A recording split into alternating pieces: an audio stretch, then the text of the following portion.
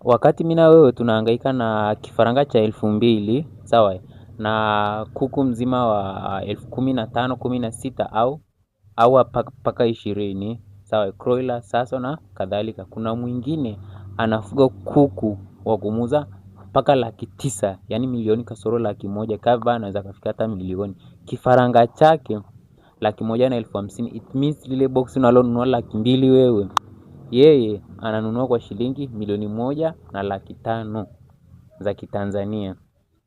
Embo angalia video afu achie comment, tuachane na Saso na Kroila au tufuge hawa tupate hela nyingi kama watu wa Katoro Geita tuwe matajiri. Na huyu naye ni kuku gani? Huyu ni kuku aina ya Ayam Seman kutoka Indonesia. Huyu kuku sifa yake kubwa ni kuku ambaye ni mpole kati ya kuku wote duniani. Ni kuku ambaye ni rafiki wa binadamu. Watu wengi wanawatumia kama mapambo ndani. Ni kuku ambaye unaweza kukaa naye kwenye kochi na ukamwachia akaondoka na akarudi kama amekuzoea. Lakini kama hajakuzoea hawezi kukukubali kwa sababu anajua ni mwizi tu anataka kumuiba. Yeah. Nafikiria ni asili ya huko kwao wanakotoka. Ni kuku ambao labda yawezekana maeneo ya kuwachungia hawa kuku hawana. Kwa hiyo wanaamua kutengeneza garden na kuishi nao kama walivyo wale mbwa manunu. Sababu mbwa manunu ukikaa naye huwezi kumwachia nje akazurula. Lazima ukae naye ndani. Yes, ni sawa na huyu kuku. Lakini sifa yake pia ana uwezo wa kufikia hadi kilo 12 kwa uzito.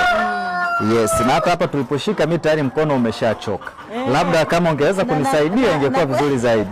Na kwa sifa zote hizi yes. Namshikaje jamani mtazamaji huyu kuku?